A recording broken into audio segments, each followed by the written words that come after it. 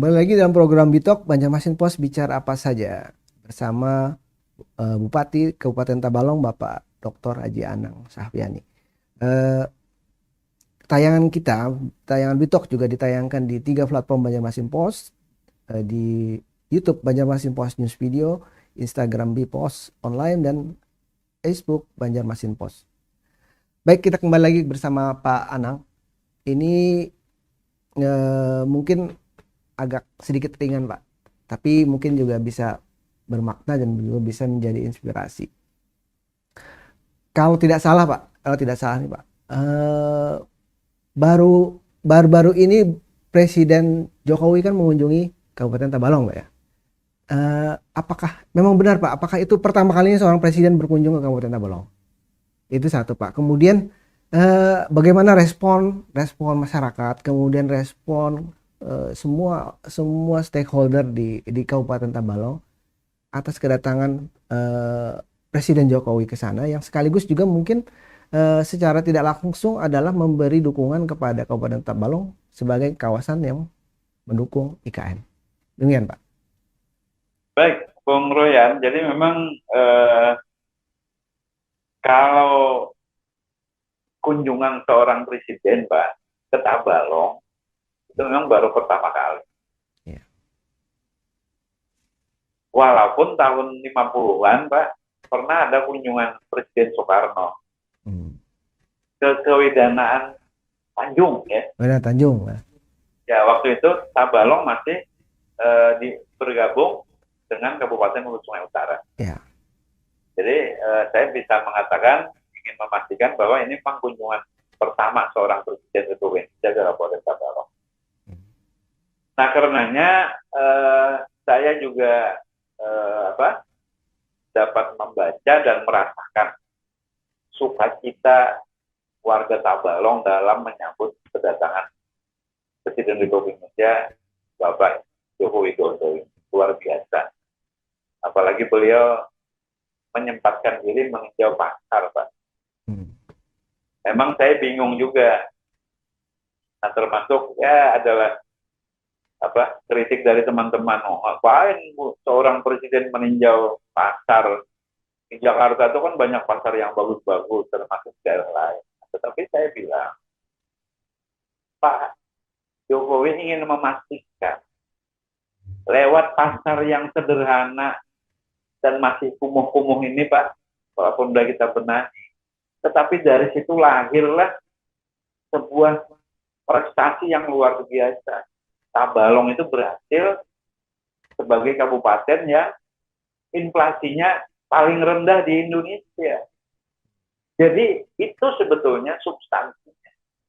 Nah, makanya ketika beliau ke pasar, beliau langsung tanya harga cabai berapa, harga beras berapa, dan alhamdulillah beliau punya kesimpulan masih terkendali, kata beliau. Nah, tentu kunjungan ini menjadi catatan sejarah, Bung Royan, dan hal yang sangat menggembirakan bagi masyarakat. Nah, oleh sebab itu saya tidak melihat ini misalnya ada dikotomi antara ini dan ini dan ini, nggak ada. Semuanya menyatu, Pak. Semuanya menyatu masyarakat dari berbagai lapisan menyambut kedatangan beliau. Begitu, Bung Royan. Oke. Ini ngomong-ngomong soal pemerintah, kemudian kunjungan Pak Jokowi juga Pak, sebagai bentuk dukungan. Nah, ini sejauh mana sekarang Pak dukungan pemerintah pusat, terutama dalam hal pendanaan untuk bagi Tabalong sebagai kawasan penyangga. Kemudian dari provinsi juga bagaimana Pak? Baik. Jadi memang kalau yang khususan itu memang belum, Pak. Belum. Karena kemarin kan waktu beliau kunjungan ke Pasar Tanjung, alhamdulillah teman-teman wartawan ada yang menanyakan dengan beliau, Pak, ada enggak program khusus untuk Tabalong dalam konteks IKN? Nah, kan? Beliau langsung jawab, ya udah kita selesaikan IKN-nya dulu, baru nanti kita akan bicara tentang bagaimana membangun daerah di sekitar IKN. Nah, jadi untuk IKN memang belum, Bung Royan. Nah, tetapi Alhamdulillah di tengah-tengah kita masih dalam suasana bangkit dari pandemi COVID-19, tiba-tiba dana bagi hasil kami meningkat tajam, dan sehingga kami mulai tahun 2022 kemarin, sekarang 2023, lebih banyak kemampuan untuk membangun, Pak. Nah, mudah-mudahan ini terus berlanjut gitu. Amin, amin, Pak. Nah, misalnya ya, yang saya perjuangkan itu misalnya membangun bandara internasional. Kemudian ada potensi Lembak Ampukung, Bung Royan. Ini dalam konteks pertanian, tanaman pangan, ya kan. Nah, termasuk bagaimana nanti Balai Jalan Nasional membangun, melebarkan jalan-jalan dalam kota. Nah, kalau untuk pemerintah provinsi, alhamdulillah Pak, tahun ini dibangun Bendung Jaro 2, Pak. Di Kecamatan Jaro. Nah, kalau bendung ini selesai, ya mungkin sekitar 1.500 sampai 2.000 hektar sawah kembali bisa diairi dan ditanami 2 tahun. Walaupun ini dananya dari pusat, tetapi atas perjuangan Pak Gubernur, pemerintah Provinsi Kalimantan Selatan. Jadi perhatian pusat dan provinsi, alhamdulillah Pak Balong cukup besar, dan saya berharap agar perhatian ini terus diberikan. Karena apa? Terlebih-lebih pemerintah provinsi, Pak, karena kami sudah memproklamirkan diri sebagai serambi depannya Kalimantan Selatan, penyangga ibu kota negara, ibu kota Nusantara. Begitu, Bung Royan. Ya, menarik, Pak. Sekitar mungkin 1 bulan atau mungkin 2 bulan yang lalu ya, Pak, saya pernah ke Tanjung, dan yang betul-betul saya merasakan perbedaannya, terutama dibanding ya 20 tahun lalu pada saat dulu saya pernah juga ke sana, Pak, ke Tanjung pada saat saya masih kuliah dulu.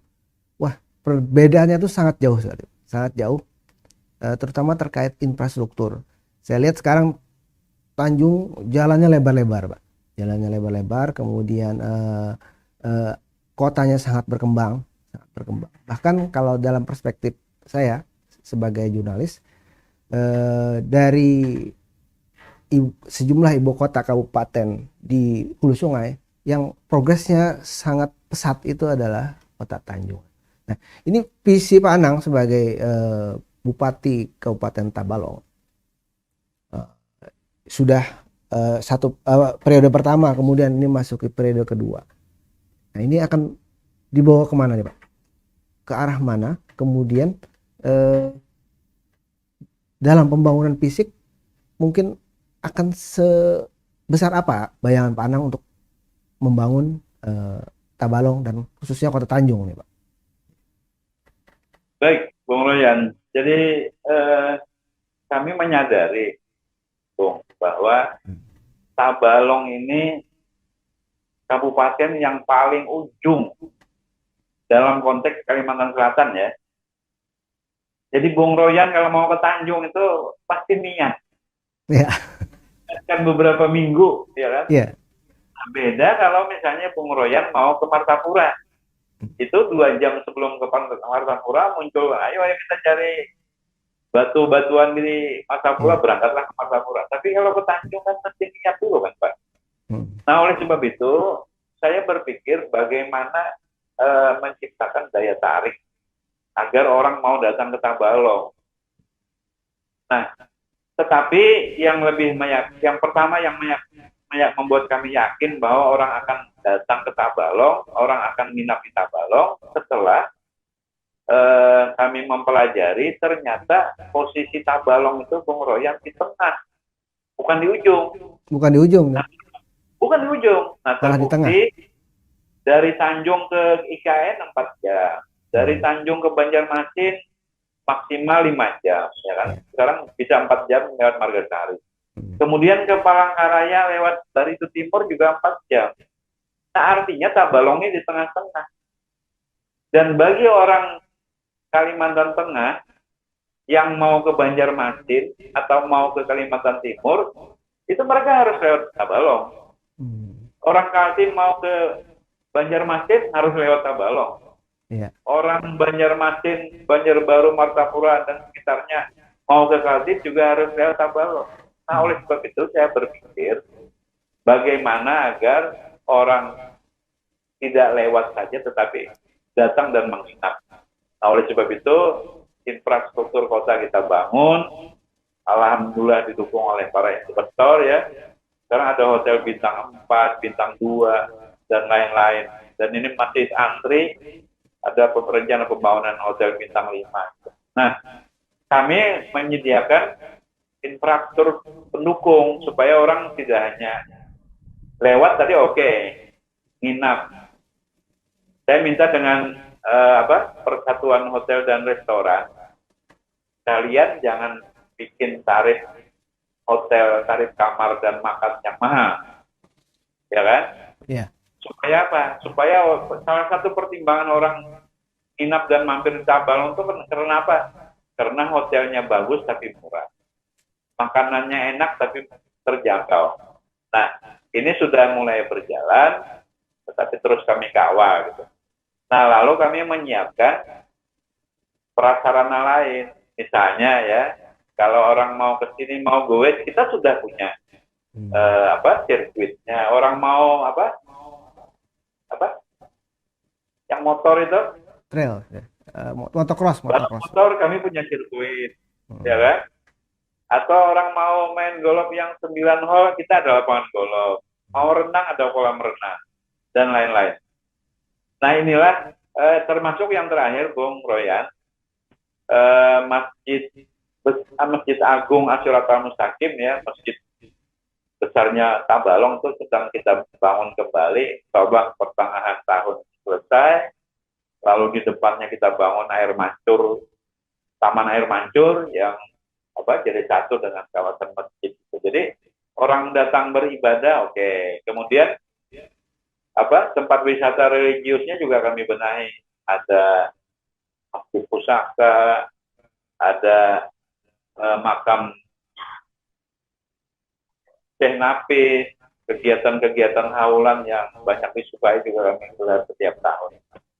Nah, begitu arahnya. Jadi agar mereka orang luar itu datang ke Tabalong, nginap dan belanja. Nah, belanja untuk oleh-oleh pun luar biasa, Bung Royan. Yeah. Dulu waktu saya jadi bupati pertama, 10 jari ini aja lebih, Pak. Camilan khas Tabalong. Sekarang 300-an, Pak. Jadi kalau orang mau ke Tabalong itu pulangnya bawa oleh-oleh, sudah semuanya udah kita siapkan. Nah, misalnya kopi pasak bumi, ya kan? Kemudian amplang, khas sini, ikan patin, dan lain-lain termasuk batik Tabalong. Nah, jadi mudah-mudahan ke depannya ini tetap akan kita berkembang seperti itu, Bung Royan, sehingga kalau tadinya orang mampir dan menginap cuma 1 malam, nah dengan infrastruktur yang lengkap tadi mereka bisa menginap 2 malam, 3 malam. Nah, kalau itu terjadi, setelah pendapatan hotel, restoran akan meningkat dan otomatis masyarakat juga akan menikmati. Begitu, Bung. Iya, betul. Sebelum break saya lagi ada tergelitik sedikit, Pak. Ini Pak Anang tadi menyebutkan kalau dulu mungkin tidak sampai 10 orang terkait apa yang dia bawa ketika dia ke Tanjung atau ke Tabalong itu. Sekarang sudah lebih dari lebih dari 10 jari, Pak ya. Nah, tapi dulu yang paling dikenal tuh Tanjung nih sebagai penghasil langsat, Pak. Nah, bagaimana nih kabarnya nih langsat Tanjung nih, Pak? Baik, Bu. Jadi 2 tahun ini memang langsat ini buahnya tidak banyak gitu.